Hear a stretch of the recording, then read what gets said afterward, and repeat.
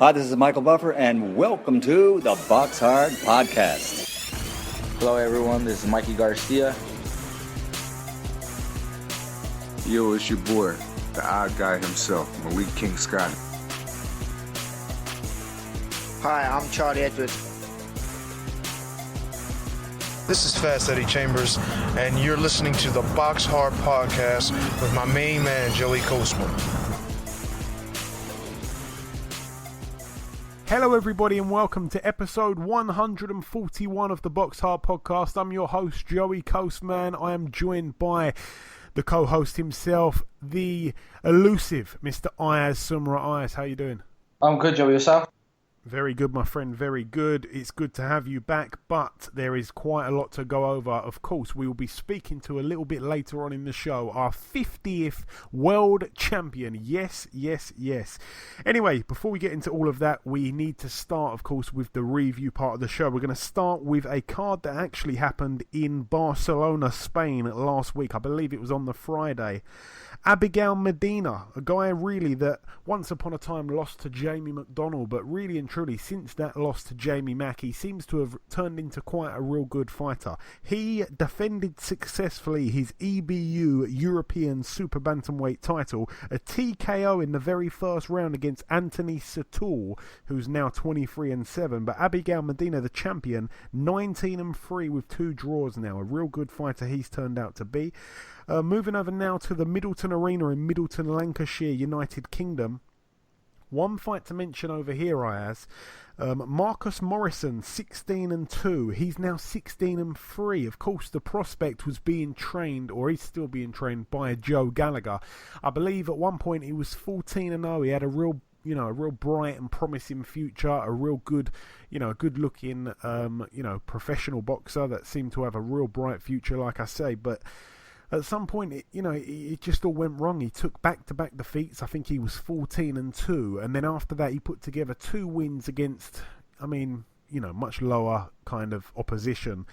And then he come back here against another guy who, was not a great fighter, a guy called Alistair Warren with a record of 10-18 with 4 draws. Well, Alistair Warren was able to win on points over 8 rounds. So Marcus Morrison once again hits another roadblock. His record now 16-3. I'm not quite sure what he does from here. He's lost now to 3 guys that he was expected to beat and beat easily. So he's really hit a tough patch and a rough patch there. All the very best to Marcus Morrison. He's still young enough to rebuild, but some people saying he looks shot already. I'm not sure if it's the hard spars or maybe he's just overtraining. He's got a lot of good fighters surrounding him in that gym. All the very best to him. Moving over now to the Masonic Temple in Detroit, Michigan, USA. This was quite a good bill, actually, especially for those advocates of women's boxing. Let's start, though, with the undercard. A man was fighting on this one. Umar Salamov, he got win number 21. He's got 1 loss as well. He also won here. It was the vacant IBF North American Light Heavyweight title. In the other corner, Brian Howard, 13-1, now 13-2. A KO in the 9th round. It was only a 10-rounder there, so Umar Salamov took over late and got the stoppage. Excellent stuff for him. Moving up the bill, Christina Hammer successfully defended her WBC and WBO World Female Middleweight titles. She took on Tori Nelson, the 41-year-old tough female, and of course the only loss on her record came to Clarissa Shields. Tori Nelson took the loss here, though. It was a unanimous decision over 10 rounds, so a good win there for Christina Hammer, who I believe I think she shut Tori Nelson out, so a good win there for her. Moving up the bill to the main event, Clarissa Shields fought for the IBF and WBA World Female Middleweight titles. She actually moved down in weight here, so both the belts, like I say, were vacant, and she moved down in weight from super middle to middle. She's now got 2 of the belts, so has Christina Hammer got the other 2, so it'll be a brilliant unification for all 4 of the trinkets later on this year. But anyway, this fight here, Clarissa Shields moved to 6-0. It was a unanimous decision over 10 rounds, but the shocking part here was that Clarissa Shields was actually knocked down herself in the first round, but she was able to get up, regroup, and turn that switch of specialness on, I guess, and she managed to pitch pretty much a shutout from there. A 10-round unanimous decision for the new champion Clarissa Shields. I'm sure that's 4 belts now in just 6 fights, which is truly remarkable. It could even be 5 belts. World titles, of course, I'm talking about. Unbelievable stuff there for Claressa Shields, but because she didn't look so brilliant, you know, not really that. I think she looked good, but where she got the knockdown and it was so unexpected for her to be on the canvas, a lot of people were saying, do you know what, Christina Hammer may be able to give her some real problems. So that is a good thing. I know that the pair actually had some verbals after the fight, which also, you know, it adds a bit of spice, I guess, and hopefully that'll be a good fight down the line, like I say. But moving over now to the Montreal Casino in Montreal, Quebec, Canada. One fight to mention over here, a kid on the bill called Stephen Butler. He's only 22 or 23 years of age. His record 23-1 with 1 draw. I think he had 20 knockouts, so a big puncher. He took on the wily veteran Carson Jones, 40-13 with 3 draws. And I tell you what, I'm very impressed with this guy, Stephen Butler. He was able to get the TKO in round 7. Not many people were able to stop Carson Jones, so that shows me that this guy must be quite special. Look out for Stephen Butler. His one loss came to Brandon Cook, who is the guy that Kell Brook will be facing in a few weeks. So yeah, that is a little note there. But yeah, Stephen Butler seems to be quite a good fighter. That would certainly indicate so, to get the result like that over Carson Jones. All the very best to him. Moving over now to Paris in France. Of course, we had 2 guys on this bill that are both big friends of the show. Let's start with Suleiman Sissoko, 6-0. Of course, he is the bronze medalist from the 2016 Olympics. He took on the former IBF junior middleweight world champion Carlos Molina, and he was able to pitch a shutout. I am very sad about this, of course. Carlos Molina, a real good friend of mine and a good friend of the show. And that is, I believe, the 4th loss in a row now for Carlos Molina. His record 28-10 with 2 draws. And Suleiman Sissoko, clearly a real special fighter and one for the future. Of course, he's got a win over Josh Kelly in the amateurs. He's now 7-0. Yeah, Carlos Molina sent me a picture of him after the fight, and his face is completely unmarked. So he actually told me it was very competitive and it shouldn't have been a shutout, but you know, of course, the judges saw it differently. And the main event here, Tony Yoka, 4-0, the former gold medalist in the Olympics. He took on our very own Doncaster's tough man, David Allen, or I call him Dave Allen most of the time. His record 13-3 with 2 draws. It was a TKO in the 10th and final round in favour of Tony Yoka, so quite a good result, I guess, on paper to stop Dave Allen. Dave Allen didn't have, you know, brilliant preparation, of course. We know that. He didn't look great on the scales, but he did tough it out, and I think he got pretty much beaten every round. You know, he showed a good account of himself, of course, but to get the stoppage is quite special because, to be honest, you know, he went the distance with Dillian Whyte, and the stoppage came against Luis Ortiz, but Luis Ortiz was really struggling to legitimately stop him. You know, the referee stopped it mainly because Dave Allen's tongue was pretty much hanging off. So, yeah, quite a statement there from Tony Yoka. And, you know, I'm sad for Dave Allen, of course, a friend of the show. Hopefully he can bounce back. His record now 13-4 with 2 draws, and Tony Yoka 5-0. We went to the predictions on that, of course. Ayaz, you very bravely and boldly went with a Yoka knockout. You got that right. I went with Yoka on points, and the listeners, of course, went with Dave Allen by knockout. So a good win there for you on the prediction league, Ayaz. Moving over now, though, to Mexico. Miguel Roman moved to win number 60. He's got 12 losses, though. It was a KO in round 2 against the previously undefeated Michel Marcano, who's 17-0 going in. Now 17-1 with 1 draw. This one was for the WBC Feca Box Super Featherweight title. Moving over now, though, to another part of Mexico. Miguel Berchelt, 33-1, put his WBC World Super Featherweight title on the line against Jonathan Victor Barros, 41-5 with 1 draw. He was a guy that I think Lee Selby dropped and beat. I think that was last year.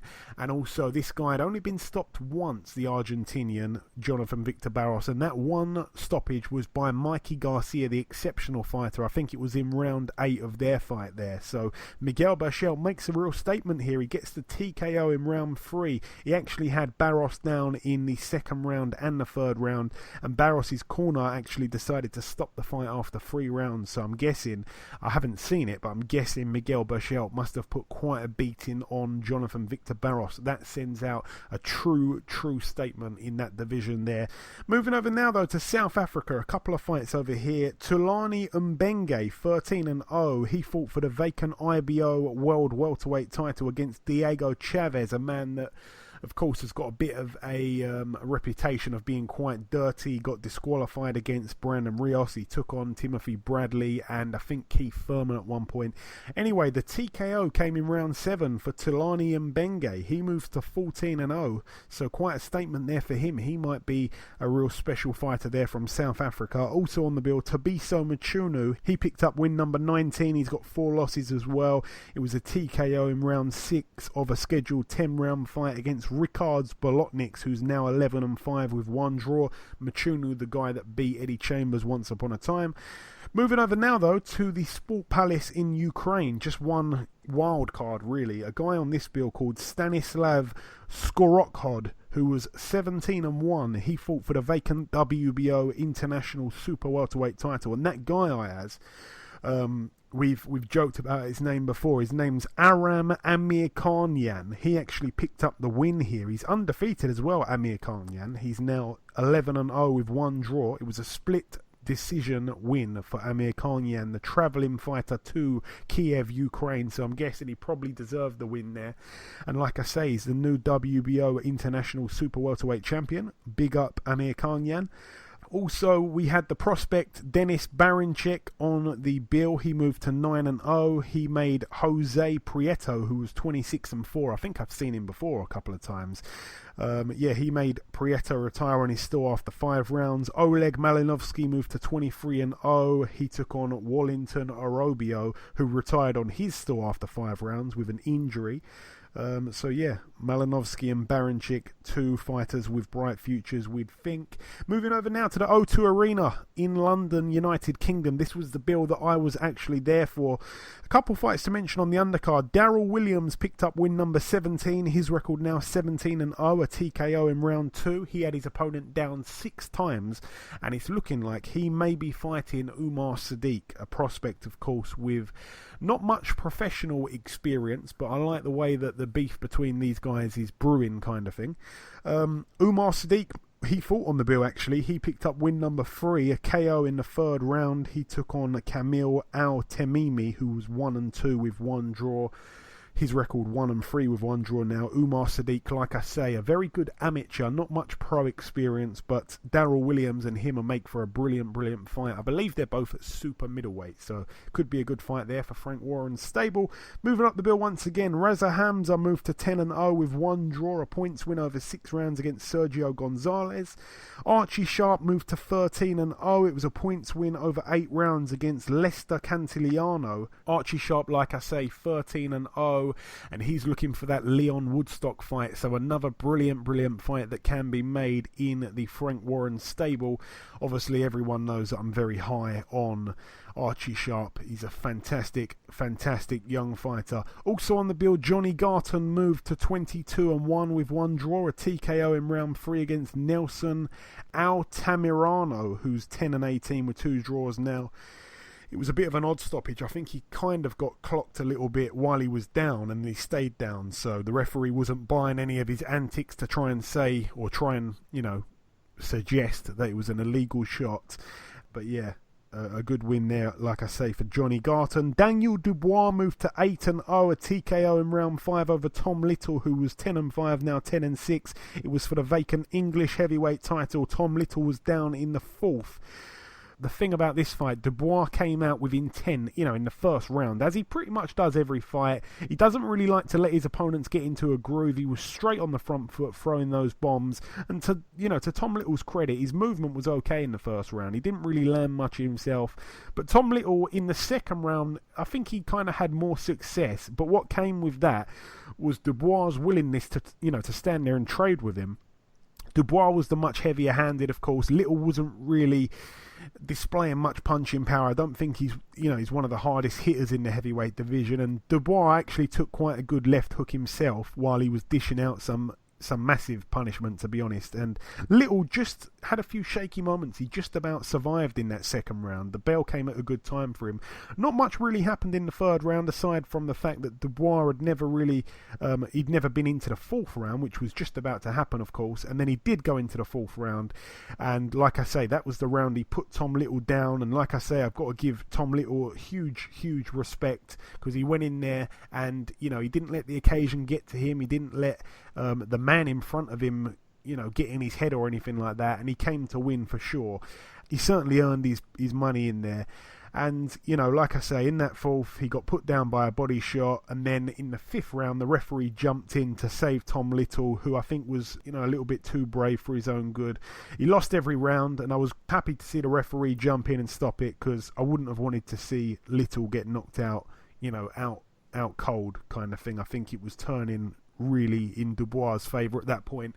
And like I say, when he took a bit of punishment, I think the referee had seen enough at that point. Good looking out really from the ref in terms of Tom Little's health. Moving up the bill once again, Anthony Yarde moved to 16-0. He TKO'd Darius Sek in the 7th round. It was a scheduled 10-round fight for the WBO European and WBO Intercontinental Light Heavyweight titles.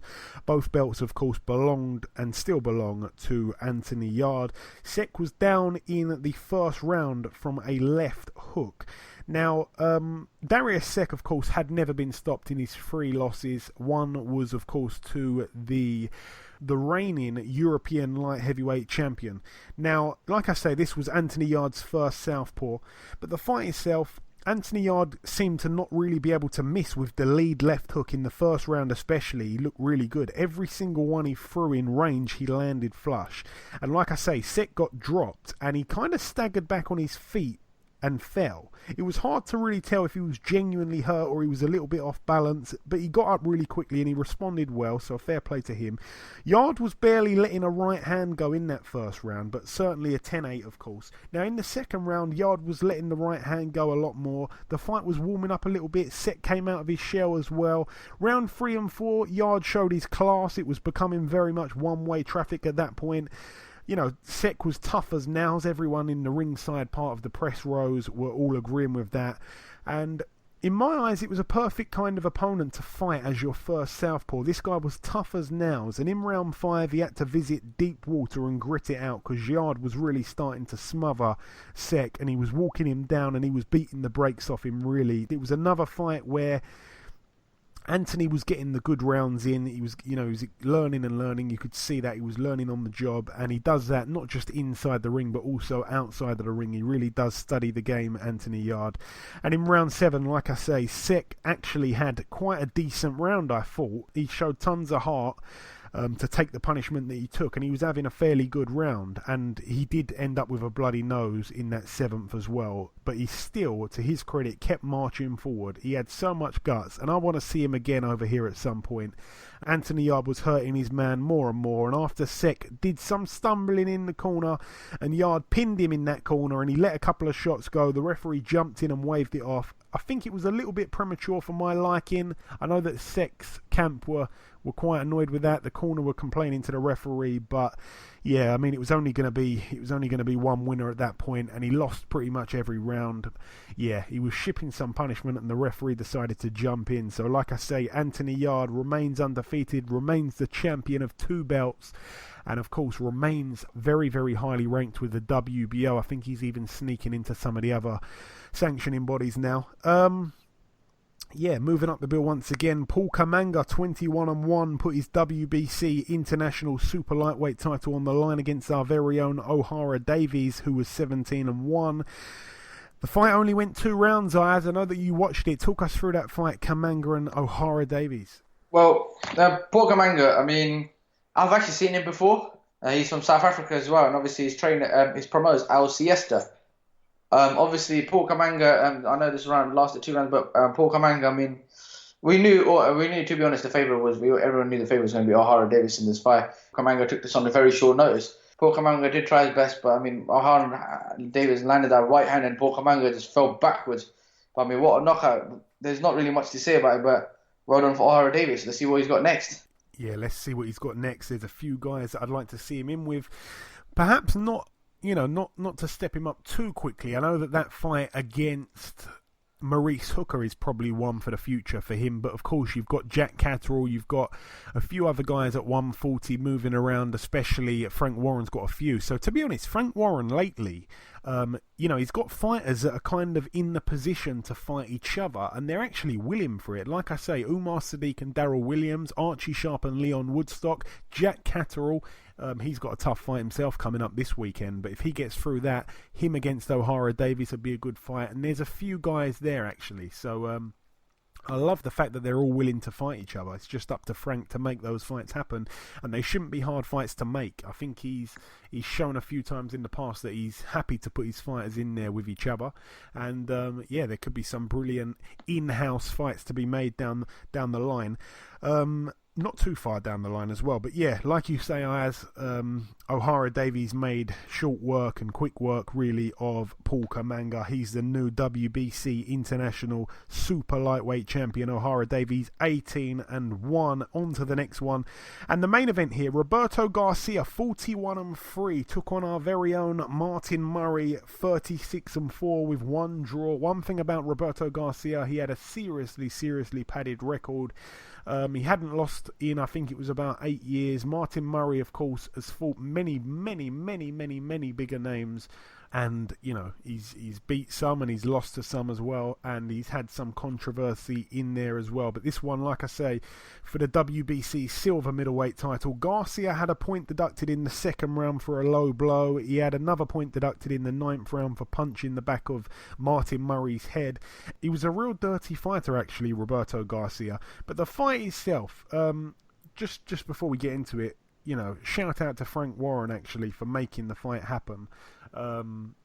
He didn't really need to do that for Martin Murray, but I think he's now promoting him. I think they've done some kind of is that right, Ayaz? I think he's done some kind of deal. He's now promoting Martin Murray. It was weird because in the press conference, Martin was getting at Frank Warren for for kind of overlooking him when they were talking about Billy Joe fighting Martin Murray, and then perhaps in September taking on someone like, well, not in September, I think it was later on in the year, to take on someone like a Golovkin or a Canelo. But now I think they've done a deal, if I'm not mistaken. So quite weird, but yeah, very nice of Frank to get him on the show. He didn't have to waste his 2 training camps and not have a fight. He fought this guy here. And to be honest, it was a way better fight than I thought it was going to be. It was a very competitive fight throughout. I don't want to say it was competitive when it come down to the scoring, because I think Martin Murray, he won very widely. But I think he didn't win the rounds by loads. I think that each round was very, very competitive, although I still think he probably edged a lot of rounds in there. So in the grand scheme of things, it looks like he won very wide. Especially, the points coming off of Garcia really made it look quite wide on the scorecards. Like I say, Garcia fought really dirty. He's been around the block in some ways. I think he sparred some good fighters, and he knew every trick in the book to be dirty. And the referee, I thought at some points really should have disqualified him actually, because he was really acting very ungentlemanly in there. It is a fight though, and the referee certainly earned his money. He had a lot of work to do. He was in between the guys many times throughout the fight. But yeah, really and truly, I probably gave Garcia 1 or 2 rounds maximum. So let's just say I gave him 2 rounds, and then he had the 2 points deducted. Then obviously it would be very wide on paper, but. Yeah, he seemed to let himself down really, and his team were really not happy with the result. The scorecards being as wide as what they were, but I think you couldn't argue with it. He fought terribly, to be honest, and having the points off, it just wasn't good for him. But Martin Murray himself didn't look great, and to think that the winner of this fight, like I say, Martin Murray now 37-4 with 1 draw, he could perhaps end up being the mandatory for Gennady Golovkin. That is a rematch I would not want to see one bit. All the very best though to Martin Murray, of course. Also on that build, just to give a mention to a couple of the prospects, Sam Gilly moved to 5-0. It was a points win over 4 rounds against Sam Umidi. Harvey Horn moved to 3-0. It was a points win over 4 rounds against Skuala Dodu. So yeah, a good win there for Harvey Horn and a good win there for Sam Gilly. Moving over now though to the SSE Hydro in Glasgow, Scotland, United Kingdom. One fight to mention, or two fights to mention actually on the undercard here. Chantel Cameron moved to 7-0, a TKO in round 6 against Natalia Aguirre, who I think we've seen before. I think she maybe took on...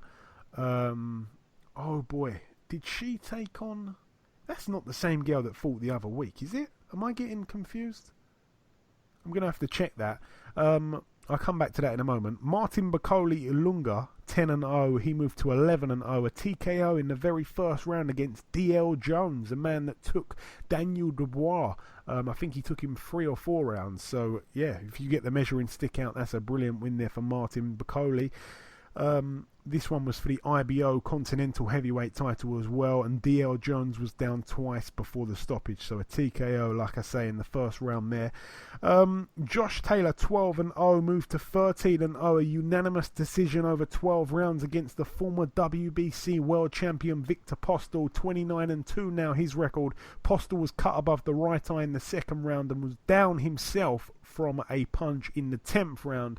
Ayaz, what did you make of this fight? I know that you tuned in and watched this one from Scotland in the Hydro. Yes, I was more interested in this fight. I'll tell you what. I mean, Josh Taylor, he is a rising star, and I'll tell you, since he's joined the professional ranks, he's been a very, very good fighter. Obviously, he's fighting a light welterweight. I mean, he's very, very good. He's very southpaw. He pivots a lot. He's got a very good jab. He can hit you with that hand as well. And when he dropped, to be honest, Postol obviously he was a very good testament, because I tell you what, Postol's a former world champion. He's had a unification with Terence Crawford and lost.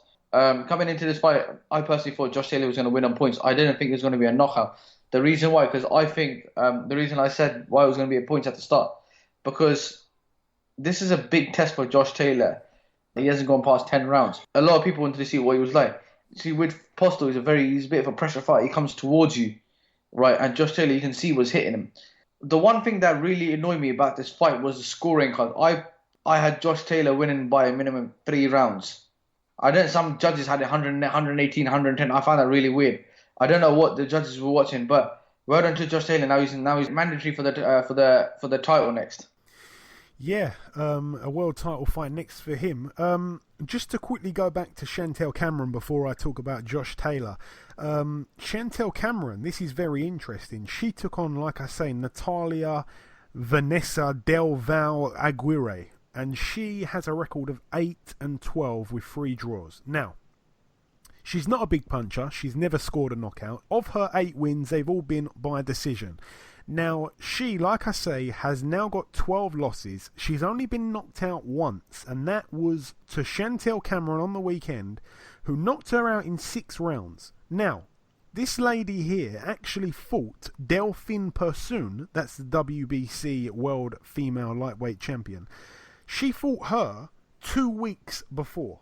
So I'm guessing it's probably not great time to prepare for Chantel Cameron, but she fought for a world title 2 weeks before, and she lost by a shutout, to be honest, but she did go 10 rounds with the world champion, and Chantel Cameron's knocked her out in 6. So that is quite special in my eyes. One thing I will say about this lady here, Natalia Aguirre, is that before her world title challenge, she actually beat Edith Matisse, who's the sister of Lucas Matisse. So she got a win over her on points.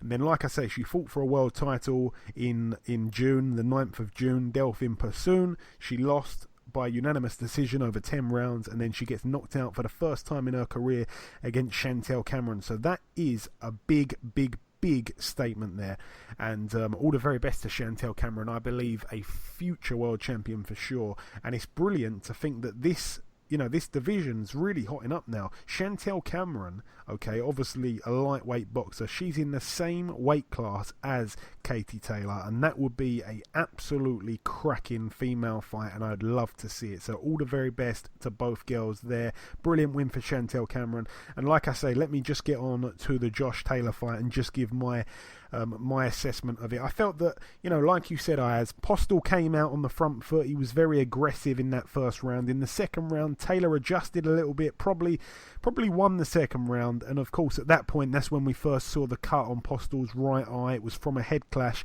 In the third round, I felt that it was a brilliant round. The third, it was the best round at that point of the fight. Very competitive round. I felt that Taylor probably just edged it. In the fourth, it was another good round, but I felt that Postle probably nicked that one. Postle had a great round in round 5. I gave that one to him as well. In round 6, it was a very competitive round, but I felt that Taylor probably did enough to win it in the final minute of that round.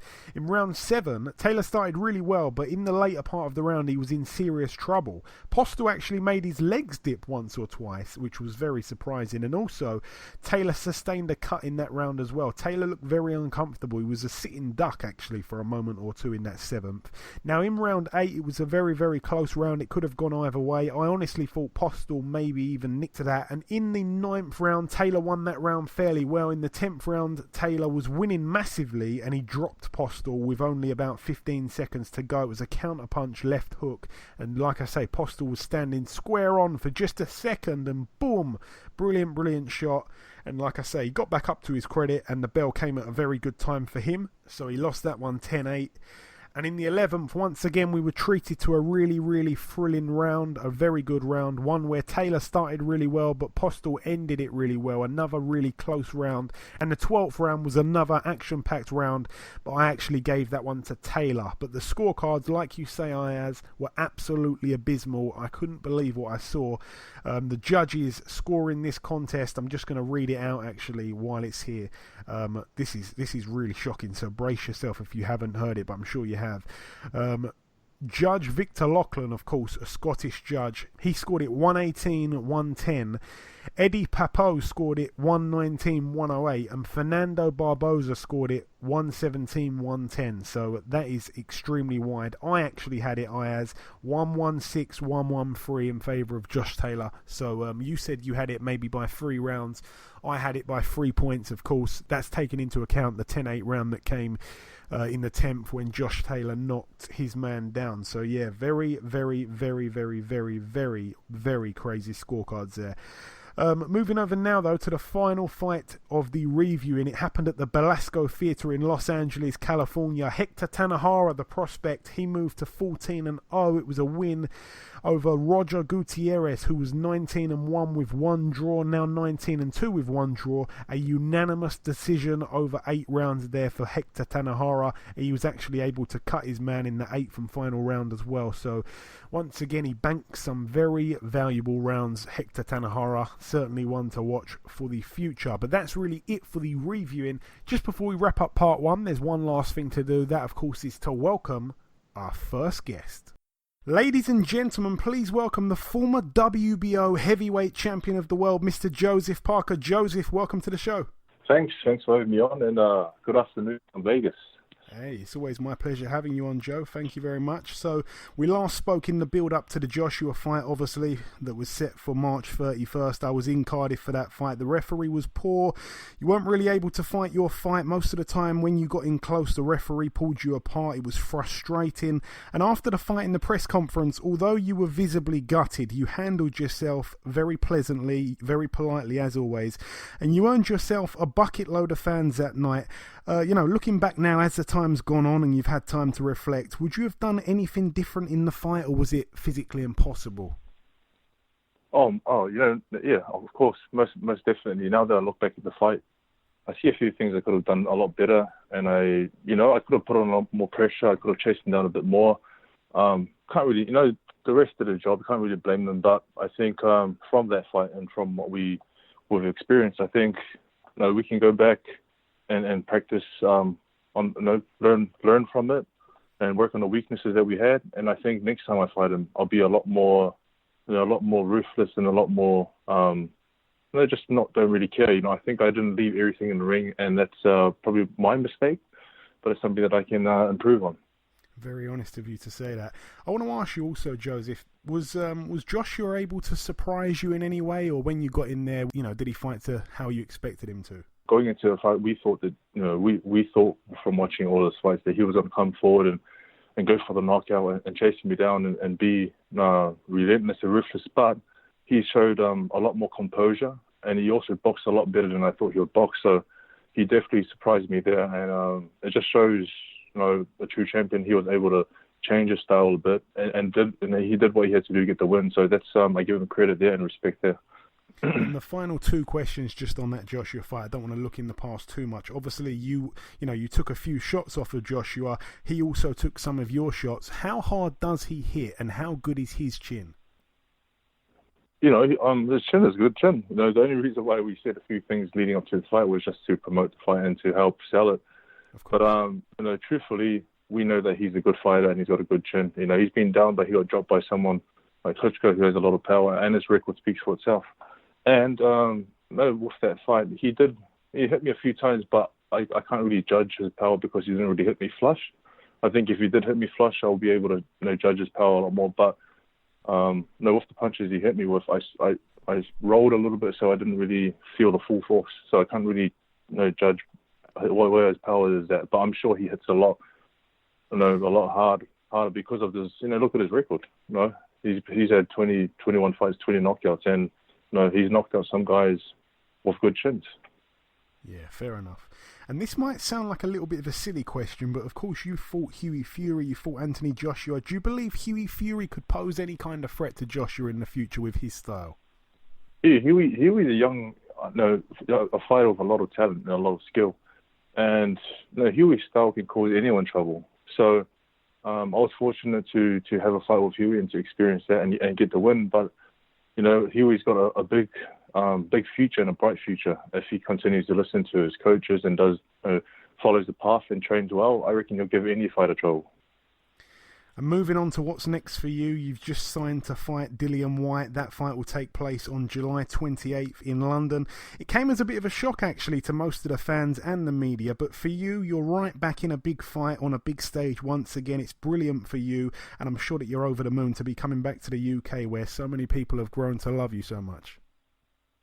Oh, it's brilliant. And it's, now this will be my third fight in the UK. And I'm excited. I'm excited to be fighting there again. I'm excited because that's where the heavyweight scene is at the moment, and it's just great to be a part of it. But in saying that, we've had a big fight with Joshua. No, we didn't. Boxing is about the best fighting the best. We consider ourselves at the top, and we believe that Dillian Whyte is at the top as well. So why not get together, fight, and see who the best is? The goal is to be champion of the world again. He wants to be champion of the world. So I think in order to be champion of the world, you have to fight the best out there and get there as fast as you can. And I don't think there's any point mucking around fighting guys who you'll beat. I think you have to fight guys that will give you challenges and guys that will bring the best out of you and guys that will help you improve your ring craft. What an answer. That's brilliant stuff to hear. Now, obviously, you're currently in Las Vegas. Obviously, you're in training camp. When did camp start and when are you looking to wrap the camp up and, come over to the UK? Do you know just yet? Yeah, as soon as we announced the fight, that's when I started training camp. As soon as I left London from the announcement, I moved. I obviously flew back to Vegas, started training camp with my coach Kevin and the team here. We're looking at, I think, another 3 weeks here in Vegas, and then we're going to fly over probably a week and a half out of the fight, and just get used to the time there and the weather, acclimatize, and settle in. But it's like I said before, we fought there 2 times now, so we have a nice structure that we have when we arrive. We have a nice place that we stay at. We have a gym that we use, so it's not really unfamiliar territory. It's getting quite familiar for us now to be there. Yeah, for sure. And Dillian Whyte is a man that can divide opinion. In that Joshua fight, Joshua is simply loved by everyone, so everyone wanted him to win. They wanted you to lose. But with this Dillian Whyte fight, it's very different. I've seen countless English people that are rooting for you in this fight. Does that give you that extra little push?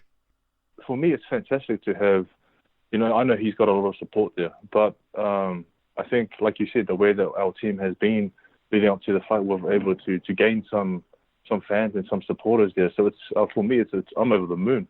It's not only going to be a crowd cheering for Dillian Whyte, there's also going to be a big crowd cheering for myself, which is fantastic for us. And it'll give us, like I said, if times do get hard in the fight and things aren't going my way, and you have a sort of a crowd that's sort of chanting and sort of supporting you, that gives you extra drive and motivation to keep going and to push through any hard times. And what do we know about Dillian Whyte as a fighter? I know that you like to watch boxing in your spare time. Have you been able to get a good look at some of Dillian Whyte's previous fights? Yeah, his his last fight, I was very impressed. You know, even though Lucas Brown didn't sort of cause him any problems or trouble him, but the way that he controlled the distance, the way he controlled himself and picked his shots was very, very good, in my opinion. And I've watched his fight with Chisora. I watched a few of his fights, and he's the type of fighter that throws a lot of punches. You know, he throws a lot of punches. He puts on good pressure, but he's also his defense isn't too bad as well. So we've been working on a few things that we think we'll be able to use against him to expose the weaknesses that he has. And should you win this fight, you'd probably be in an even bigger fight next, I'm guessing, without looking too far ahead, of course. If you could fight one of the champions, who would it be? Would it be the Joshua rematch? Would it be against Deontay Wilder for the WBC? If we put the money aside, who would you prefer to fight? Oh, if plans do go well and everything goes our way, to be totally honest, I don't really care who I fight. It's just whoever. I'm keen to fight anyone and everyone, and as long as they're willing to fight, I'm willing to fight. I think, like I said, this boxing is about fighting the best, and I don't care who it is. I want to fight the best out there, whoever it is. And there's two guys, so any of them will do for me. But first, like you said, get past Dillian Whyte first and show him the respect that he deserves. Focus on him, and if all goes well, yeah, keen for anyone. And I want to get your opinion on another fight that looks like it may be happening. It's looking more and more like the Joshua and Deontay Wilder fight isn't happening anytime soon. Joshua would then have to fight Alexander Povetkin. How do you see that one unfolding? It's a much harder fight than I think people believe it is. Yeah, I think it's a lot harder because of the experience Povetkin has, and he's the type of fighter that doesn't shy away from getting into a brawl, chasing you down, and he's not scared. So a lot of people think it's an easy fight for Joshua. I see it as Povetkin will put up a bit of a challenge, and it'll be a little bit harder than what people think. But I still think that Joshua has the skills, he has the ring experience, and he also has the height and reach to be able to do what he has to do to get the win. And I want to ask you, if you have won, how do you see yourself winning come July 28th? What is your prediction, if you can give it to us? Obviously, last time, no one thought that the fight would go the distance. We were all wrong there. How do you see this one going? Yeah. To be totally honest, I'm not going to move as much in this fight. I'll move, but I'm going to stand there and throw punches because you can't win a fight moving, so I'm going to throw a lot of punches. And the way that I see it is that, I'm going to catch him and knock him out. But it's going to be a tough challenge, but that's how I want it to end. And finally, Joseph, just before I let you go, I always like to give you an opportunity just to send out a message to your UK following. What's your message to those guys just before we let you go? My message would be thank you guys. Definitely thank you guys for welcoming not only myself but my team into the UK with open arms. We love coming back, and we love the experience of the experience leading up to fights. We love the meeting people, saying hello, catching up with people, and continue to follow us and continue to support us because we're going to, as a team, we're going to do our best to put up the best fights we can, and really appreciate the support, the love that we get, and I look forward to seeing everyone once we're back there in a few weeks. Very well said, my man. But listen, Joseph, I wish you all the very best of luck for July 28th. Thank you so much for your time, and I'm sure that we'll catch up sometime after. Always, Joy. Thank you, brother. Okay, now it's time for part 2 on this week's show. This part, of course, the news part. Ayaz, what have you got for us? First of all, Brian Jennings will fight Dimitrenko on August the 18th. Yes, that bill to take place in Atlantic City at the Ocean Resort Casino. Also on the bill, I think Jesse Hart will be taking on a guy called Gavronsky, who I've seen once or twice before. So quite a decent card there. The two, main event and co-main event fights. But yeah, all the very best, of course, to our two friends that are fighting on that bill. The two home fighters, so to speak. Bryant Jennings and Jesse Hart. But yeah, great card there, announced yesterday by Top Rank. Sriskat Rungvisai will return on July the 21st in Thailand. Will face Young Gil Bay in a non-title fight over 10 rounds. Yeah, of course. Rungvisai, I'm not going to try and say his first name, but yeah, brilliant fighter, of course, right up there with the best in the world in terms of pound for pound. It'll be a good thing to see him in the ring against pretty much anybody, really. there's some big fights for him to be made in the future. I don't really know why this one's going to be a non-title bout. I can't understand that, to be honest. But, we've got to bring you the news, and Ayaz has done that. It's a fight I'll be tuning in for sure.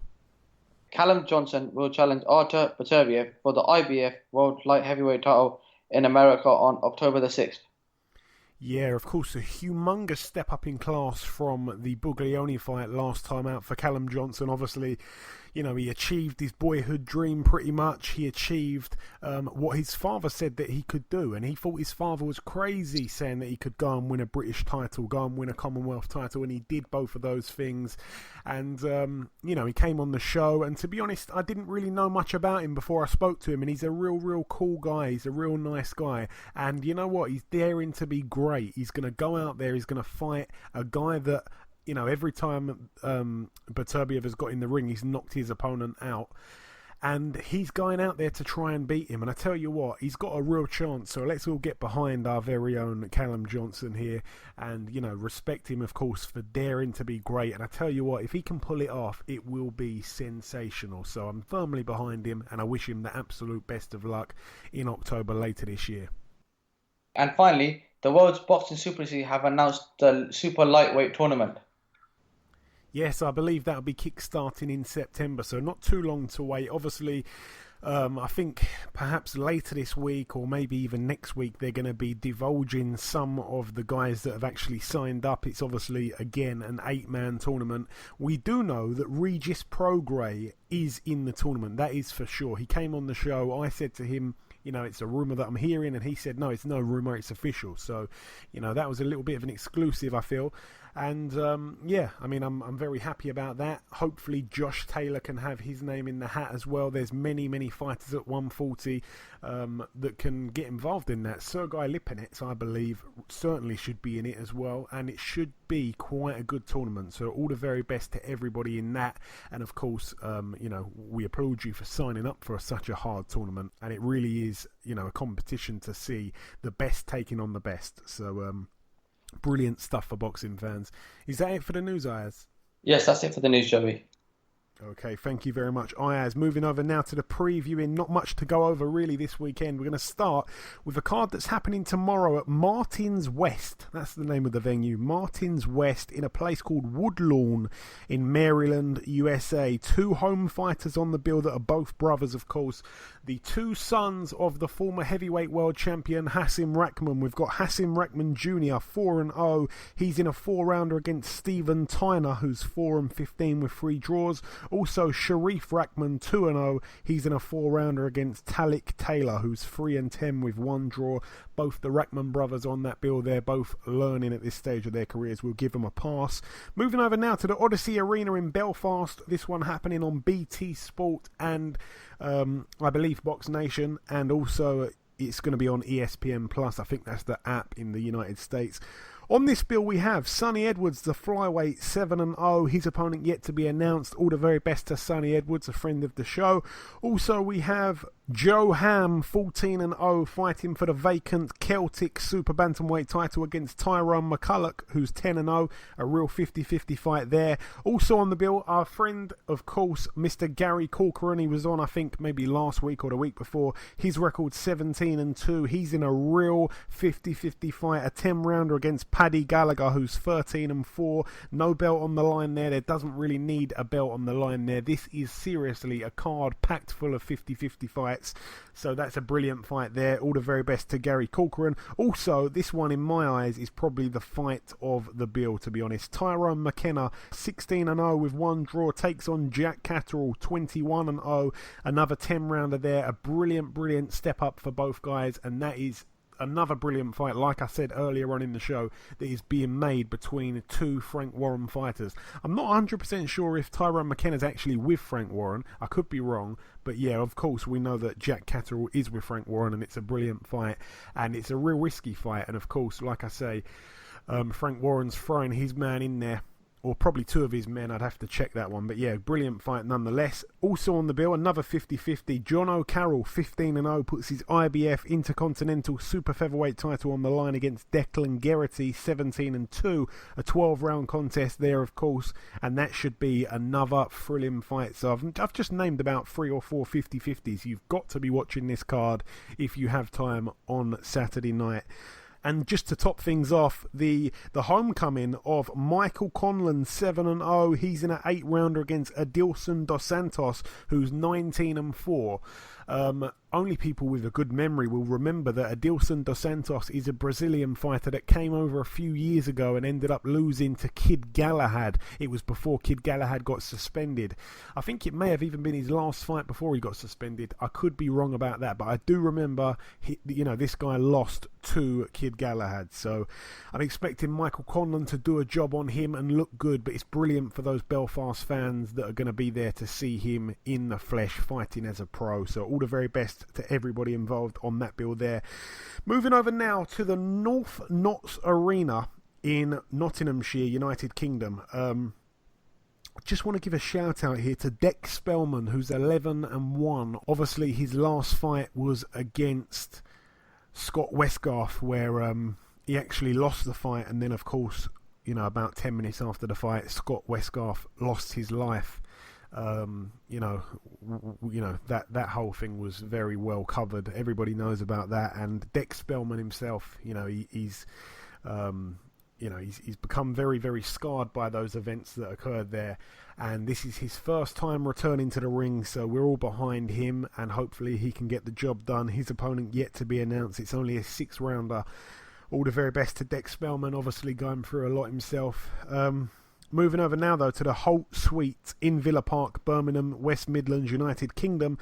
We have, topping the bill, Sam Eggington, 22-4. His opponent yet to be announced. It's a 10-rounder there. Nothing else really on the undercard. John Pegg is the man, if I'm not mistaken, who's putting together most of this. So all the very best to John Pegg. That is the trainer, if you didn't know, of Sam Eggington.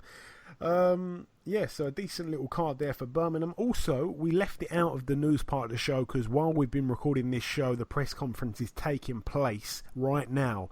The Amir Khan press conference in Birmingham, where, of course, Amir Khan's opponent will be announced. We are going to miss that out just for now, but we'll talk about that perhaps at the end of the show when we've spoken to the second guest, because as of right now, when we're recording this, there is no news just yet. I think the press conference has either started about 5 minutes ago or is about to start. Moving over now, though, to the Mohegan Sun Casino in Connecticut, USA. A return of a man that I grew to like very, very much in the light heavyweight division.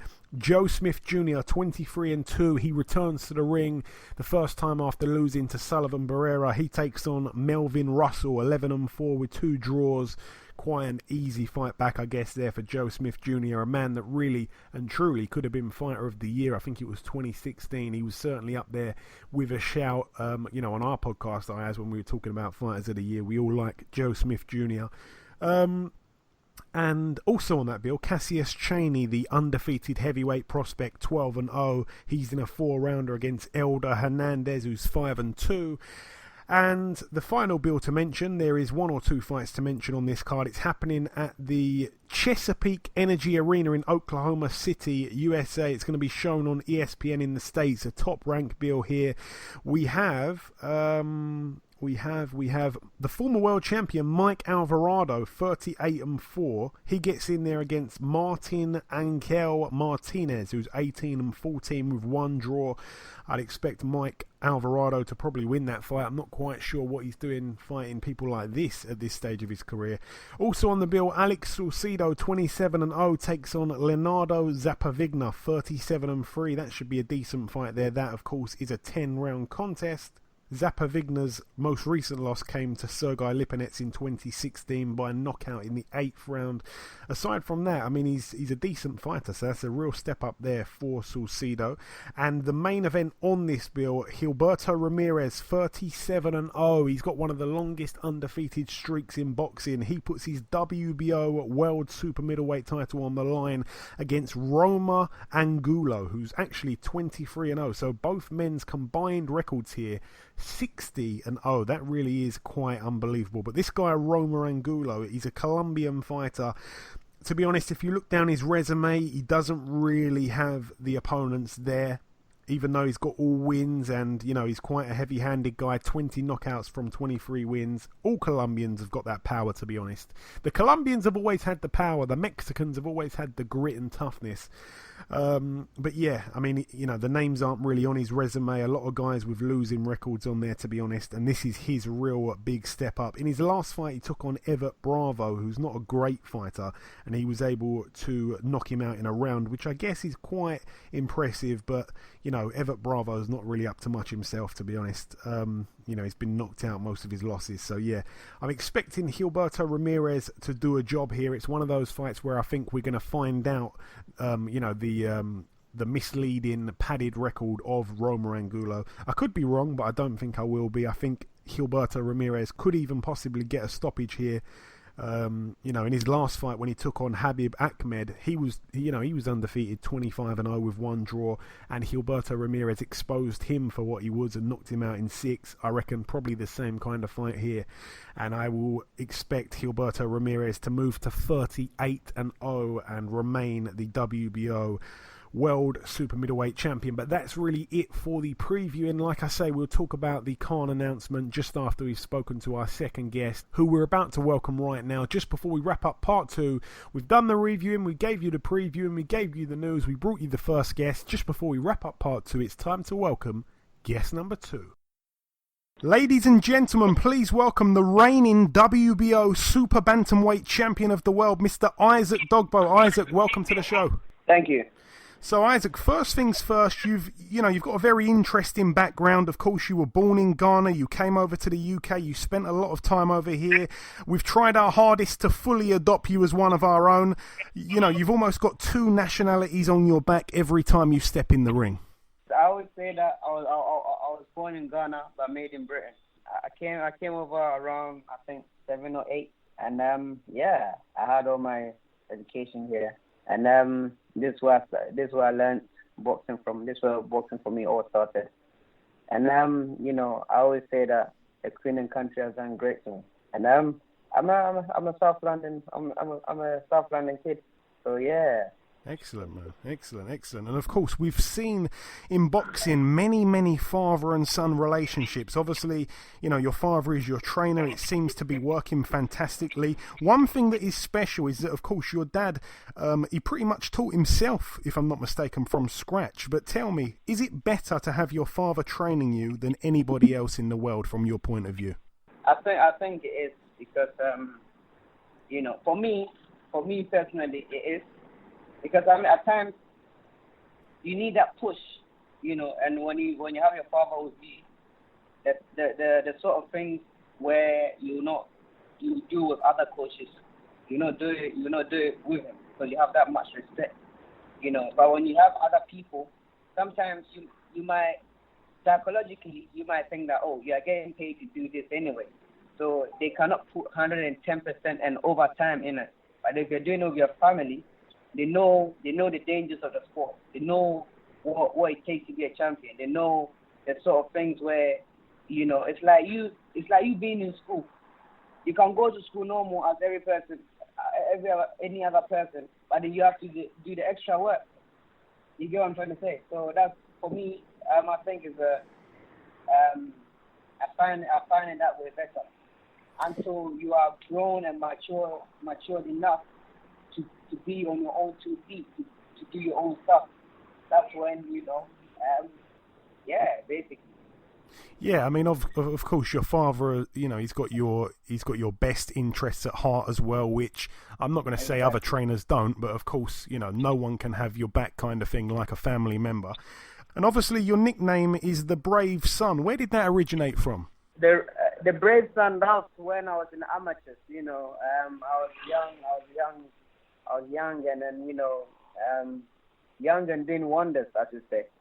So, you know, that's where the Brave Son came about. You know, my grandfather, you know, I come from one of the royal families in Ghana, serving by the royal house. And, I mean, they are brave warriors. So, you know, with everything they said, you know, how I was fighting and everything, people always say that, oh, this guy, you know, he's brave. He's a brave kid, and that's where the brave fan came from, because of the royal heritage. Oh, excellent, man! I never knew that. So we are warriors. But then when I turned pro, you know, we changed it to Royal Storm. The Royal Sun now. Royal Storm. Ah, right, okay, that's cool, man. That's brilliant. That's brilliant. But I wanna reflect momentarily on that win, that title win, of course, on April 28th in Philadelphia. Now, Philadelphia is a very hard place to go to and win a world title. You were, of course, the underdog going into the fight. How difficult was it from your point of view, and how deep did you need to dig to win the title in the fashion that you won it? Well, you know, going into the fight, every fight we take as a world title fight anyway. Because regardless of whoever is in front of us, you have to work. You have to go there and do what you have to do and get the win. You know, I feel blessed. And first and foremost, I should say I thank God, you know, for giving us victory, for putting me where I am today. Because without him, none of this would have been possible. Going into the fight, we had no doubt. All we knew was that we were going to go there and we were going to take the title. You know, we've worked so hard over the years. You know, with my size and everything, I've always have to work extra. That's the mentality that my father has always placed in me. You know, that look, you are a little guy. Most of these people, and you are young. Most of these people, they will be older than you. Others will be taller than you. You have to work extra. You know, so we've always done it that way. We've always done it the hard way. And you know, at this moment, everything is paying off. Not only did you take his world title, of course, you took away his undefeated record. It wasn't the ideal start for you, though, Isaac. Obviously, you walked onto a shot in the first round. You found yourself on the floor. But in round 5, you were able to drop the champion with a short right hook. And what impressed me most, Isaac, is when Magdaleno got back up, you know, he kept his gloves up and you didn't get desperate. You know, you really took your time. You didn't rush anything, and you decided, because his gloves were up, you started to really rip the big shots into the body.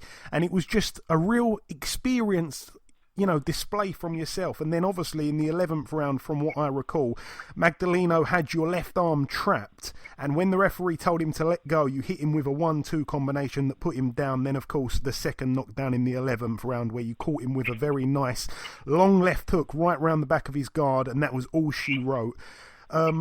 It was just a brilliant display, Isaac. And the one thing that really stood out to me is you look so mature. You just look like a guy who... You look like the champion. You look like the guy who had been, you know, in many world title fights, because you didn't rush anything. You took your time. It was brilliant. Thank you. And you know, well, the thing is this: Jessie, yeah, he did catch me with a shot, but then sometimes you have to look beyond the expectations of other people. I mean, they said I was an underdog. Everyone thought that this was a step too far. Jessie was too experienced, and you know, he had all the credit and everything in this world. But I always say that it is God that prepares my hands for war and prepares my fingers for battle. That whenever I'm going into a fight, I know that with God all things are possible. So I have no fear. All I have to do, all I have is confidence. You know, because I know that when I step in the ring, it is God that's going to fight the battle for me. Everyone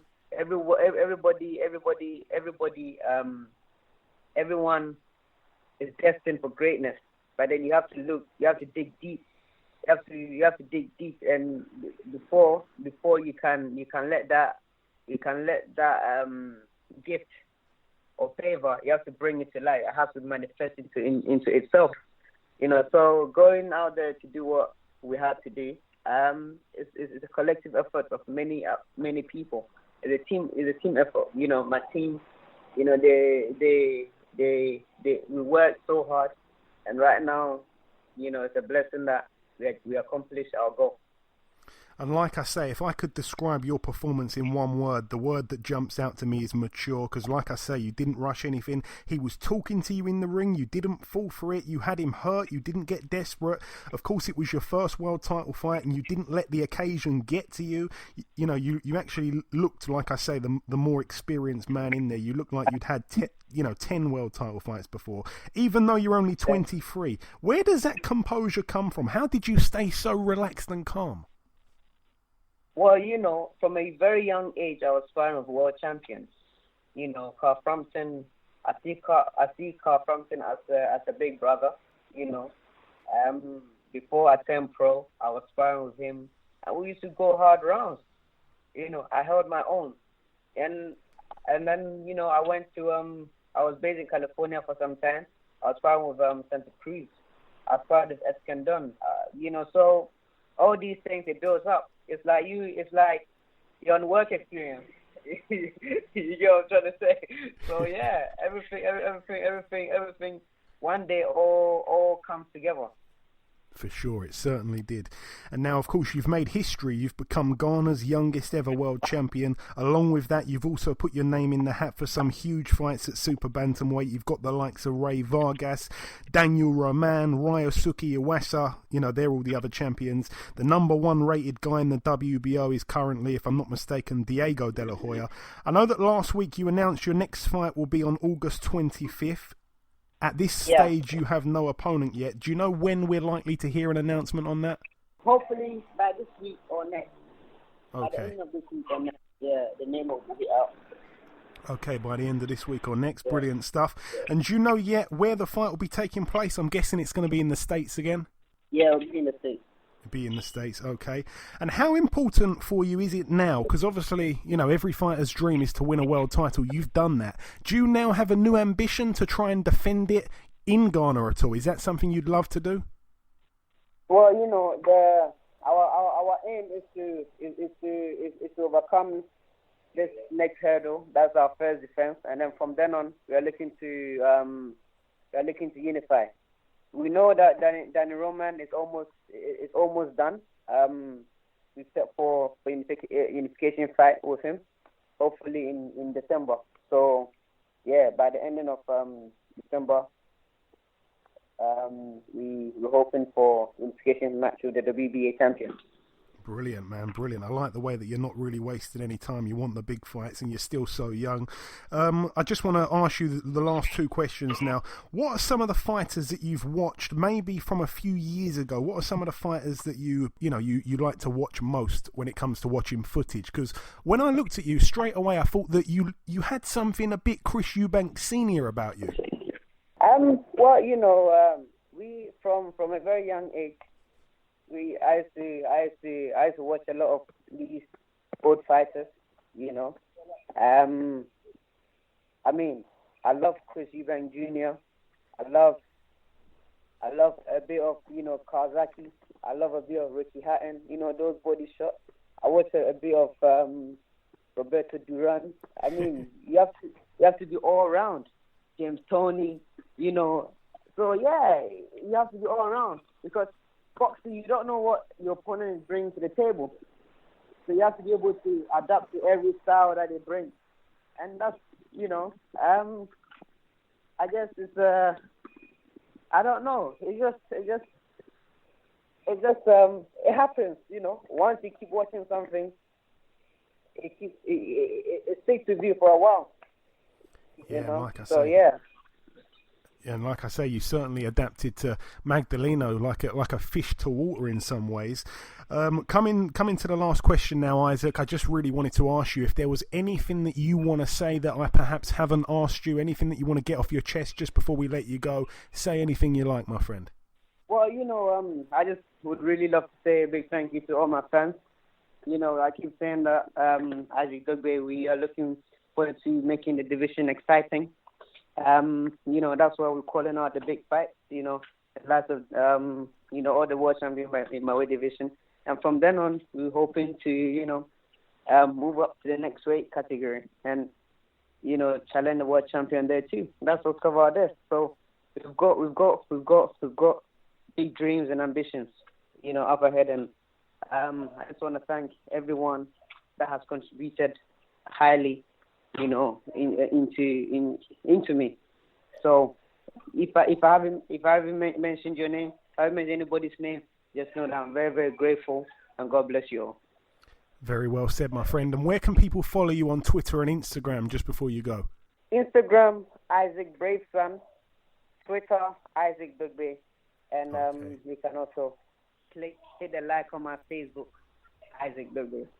Very well said, my friend. Excellent stuff. But listen, Isaac, it's been my pleasure interviewing you today, sir. I wish you the best of luck for your fight on August 25th, and we'll catch up sometime after, I'm sure.